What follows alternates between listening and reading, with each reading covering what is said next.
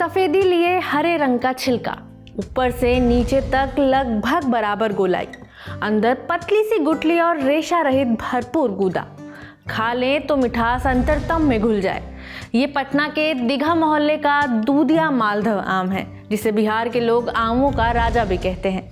और सबूत के तौर पर घुमक्कड़ शास्त्री राहुल सांकृत्यायन की उस टिप्पणी का जिक्र करते हैं जो उन्होंने अपने शुरुआती जीवन में पटना यात्रा के दौरान कही थी। उस समय ठाकुरबाड़ी में रोज मालदा आम आते थे। ये आमों का राजा पटना की खास चीज है, ये मुझे नहीं मालूम था। इसके साथ इस आम की ब्रांडिंग की एक कहानी ये भी है कि चूंकि इस आम के पेड़ों को दूध से सींचा जाता था, इसलिए इसका नाम दूधिया मालदह पड़ गया। हालांकि ये कितनी हकीकत है और कितना फसाना, जानेंगे इंडिया टुडे हिंदी में छपी हमारे साथी पुष्यमित्र की रिपोर्ट के जरिए। नमस्ते, मेरा नाम खुशबू है और आप देख रहे हैं इंडिया टुडे हिंदी। इस आम के स्वाद की ब्रांडिंग कुछ ऐसी है कि आज भी पटना के हर चौक चौराहे पर भले ही कोई आम भी बिके, बेचने वाला इसे दीघा मालदा ही बताता है। ये अलग बात है कि अब दीघा के कुछ ही बगीचे बचे हैं। इनमें सबसे पुराने पेड़ सदाकत आश्रम स्थित बिहार विद्यापीठ के परिसर में हैं, जहां भारत के पहले राष्ट्रपति डॉक्टर राजेंद्र प्रसाद रिटायर होने के बाद रहा करते थे। उस परिसर में 100 के करीब दीघा के दूधिया मालदा आम के पेड़ हैं। उनमें कुछ पेड़ 100 साल से भी अधिक पुराने बताए जाते हैं।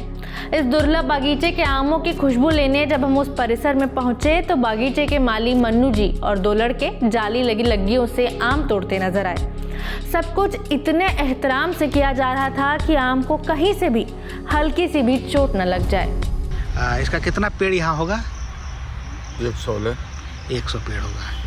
और अभी जो पेड़ हम लोग देख रहे हैं यहाँ, जो जिससे आम टूट रहा है, ये कितना पुराना होगा? ये 100 वर्ष से ज़्यादा होगा। 100 वर्ष से ज़्यादा पुराना है। अच्छा, इस आम की क्या खासियत है? खासियत है दीघा ला नामी आम है और कुछ। दीघा का उसमें और टेस्ट में कुछ खास बात है? अच्छा, पहले तो इसका बहुत पेड़ होता था दीघा में, अब कैसे कम हो गया? सब सूख गया। कैसे कम हो गया? सूख गया, सब कटा गया, बना सब जमीन बिकाए लगा था, सब कट गया। अच्छा, मतलब जो घर बनने लगा तो? हाँ, कट गया। आपके ज़माने में कितना पेड़ आप देखे हैं इस इलाके में?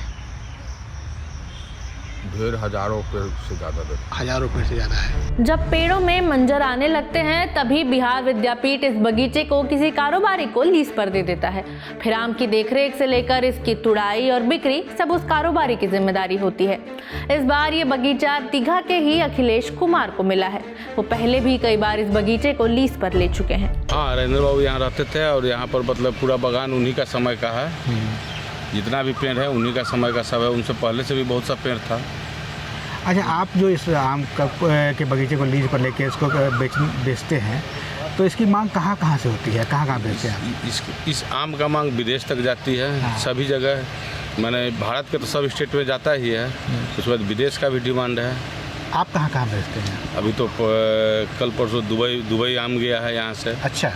दुबई, अमेरिका गया, जो जिसका फैमिली सिंगापुर जा रहा है तो वहाँ भी लेके गया है। अच्छा, तो बगीचा में आके लोग खरीदते हैं कि आप भेजते हैं? नहीं, बगीचा में आके लोग खरीदते हैं, कुरियर वाला से पैक करा के अपना भेजते हैं वहाँ।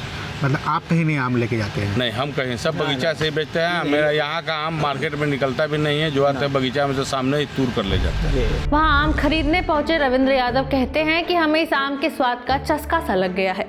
अभी बाजार में जो भी आम मिलता है उसमें यहाँ वाला स्वाद बिल्कुल नहीं है। दीघा के कुछ बगीचे तो हाल ही में कटे हैं। सेंट जेवियर परिसर के दूधिया मालदा के पेड़ों की कटाई कर दी गई। ऐसे में उसके परिसर का बगीचा और छोटा हो गया। दीघा के दूधिया मालदा इस कैंपस में 125 पेड़ है। 125 पेड़ है। और कितना पुराना पेड़ होगा सब? ये पुराना 30 साल पहले का पेड़ है। और मेरा STTI में जो है सेंट जेवियर कॉलेज में है, वो 50 बरस पहले का है। वहाँ कितना पेड़ होगा? वहाँ 30 पेड़ मालदा है और बाकी सब बिज्जू जो है। अच्छा। इस आम का क्या खासियत है? लोग बहुत मांग करते हैं। इस आम का खासियत है कि पूरे भारत में और भारत के साथ में पूरे विश्व में आम जाता है।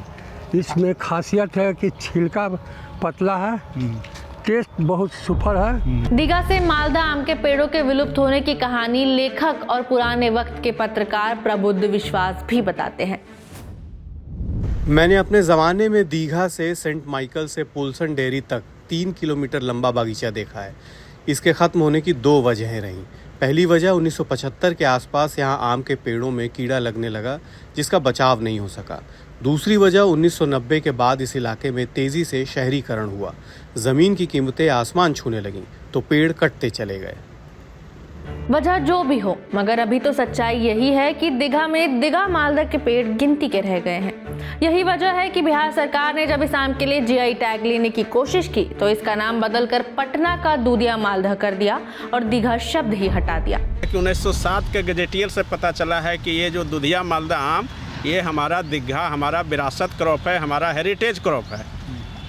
और जीआई का मतलब होता है ज्योग्राफिकल इंडिकेशन, यानी कि किसके बाउंड्री में ये होता है, यानी कि हमारे बिहार के बाउंड्री में होता है। हमारा बिहार का ये क्रॉप है, तो हम लोग विरासत क्रॉप से कैसे किसानों को मुनाफा दे सकते हैं, कैसे उनका आर्थिक स्थिति को बढ़ा सकते हैं, समृद्ध कर सकते हैं, इसी को दृष्टिकोण से रख करके जो हमारा दूधिया मालदा धीरे धीरे उसकी संख्या घट रही है, तो उसका सर्वे किया गया कि कहाँ कहाँ उसका पेड़ बचा हुआ।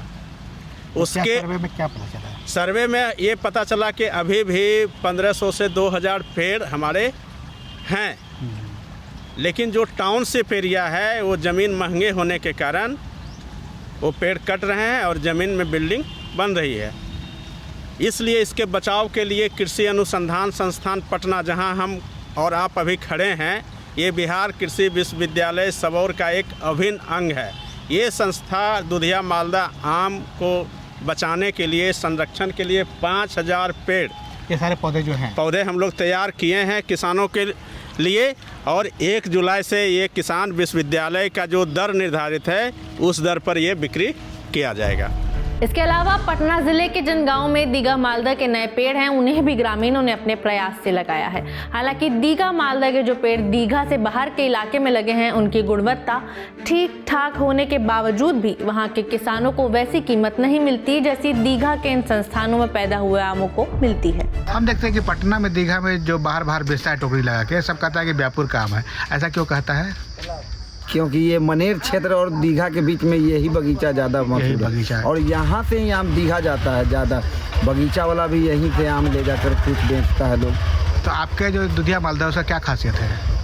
स्वाद में अंतर हो जाएगा। अगर वो जो बाहर से जो ला के बेचता है, हाँ, और यहाँ का आम में, दोनों में अगर खाने के समय स्वाद में अंतर आता है। और दीघा में जो बेचते वहाँ सदाकत आश्रम सब का है, उसके स्वाद में और आपके स्वाद में क्या अंतर है? वहाँ का भी स्वाद सेम टू सेम है, लेकिन वहाँ का नाम जिसे कहा नाम से बिकता है, वो उनका ज़्यादा है। अगर वही बगीचा में वहाँ घूमतेगा तो वहाँ पर अब कहाँ बिकता है रेट, लेकिन वहाँ महंगा बिकता है। वही लोग कहते हैं कि तुम लोग के यहाँ इतना सस्ता क्यों बिकता है। हम कि ये तो अब तक आम हम, और जो कि दीघा से यहाँ हम लोग का आम बढ़िया है। अगर क्वालिटी देखिएगा तो रंग रूप में भी यहाँ बना हुआ है, उससे ज़्यादा सुरक्षित है।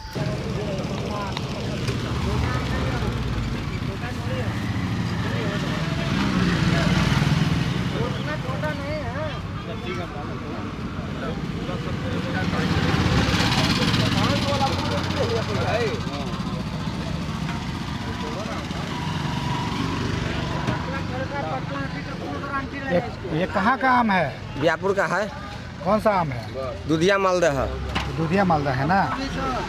अच्छा, ये बताइए कि व्यापुर का जो दूधिया मालदा है और दीघा का जो दूधिया मालदा है, उसमें क्या अंतर है? अंतर कुछ नहीं है। अच्छा, कुछ भी अंतर नहीं है। कुछ भी अंतर? वहाँ ना मट्टी का जो है ना फर्क पड़ता है खाली। अच्छा, जैसे इस कैंपस में जो आम मिलता है वो 800 रुपया 900 रुपया में 5 किलो मिलता है। आप किस रेट से बेचते हैं? हम अभी लोग 300 साढ़े 300 के ही बेच रहे हैं। तो रेट में इतना अंतर क्या है? क्या है, अब तो खाने वाला के निर्भर करेगा ना।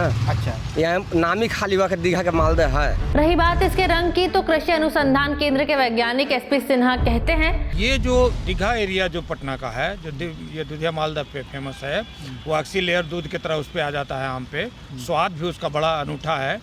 तो इसका कारण है कि यहाँ की मिट्टी में जो है ना मिनरल्स वगैरह जो उसको चाहिए वो सूटेबल है। वो मिनरल्स सब जगह नहीं है। तो मिनरल्स का मतलब हुआ कि ये हमारा जो दीघा एरिया है, ये सोन, नारायणी और ये गंगा नदी, ये तीनों के बेसिन पे ये बसा हुआ है। और उसको जो है काफ़ी यहाँ से कैल्शियम कार्बोनेट वगैरह मिलता है, मैग्नीशियम मिलता है। और कैल्शियम मैग्नीशियम के अलावा और भी जो मिनरल्स मैटर है जो हमारे गंगा नदी के ये से आती है और वो जड़ी बूटी लेके आती है, और यहाँ का जो आवा हवा है खासकर ये इतना अच्छा है जिसके चलते इसकी क्वालिटी जितनी अच्छी यहाँ होती है ऐसी क्वालिटी आप कहीं भी लगा देंगे हिंदुस्तान में तो वो क्वालिटी नहीं है। हालांकि दीघा के कुछ आम उत्पादक इस बात पर भरोसा करते हैं और कभी कभार आज भी दूध में कुछ पानी मिलाकर इन आम के पेड़ों की जड़ में डालते हैं। आखिर में शिवनाथ दास कहते हैं कि बिहार कृषि विश्वविद्यालय सबौर के वीसी डॉक्टर DR सिंह का लक्ष्य है कि हम विरासत से व्यापार को बढ़ाएंगे। हम लोग GI टैग के प्रोटोकॉल का 80% काम कर चुके हैं। संभवतः 2026 में हमें GI टैग मिल जाएगा, फिर इसका क्रेज बढ़ेगा तो निश्चित तौर पर लोग इसे लगाएंगे और इसका प्रसार भी बढ़ेगा। दीघा के मालदा आम को लेकर क्या आपके पास कोई अपना एक्सपीरियंस है? इसके स्वाद को लेकर अगर कोई बात है तो आप हमसे कमेंट बॉक्स में जरूर शेयर करें। वीडियो में इतना ही, शुक्रिया।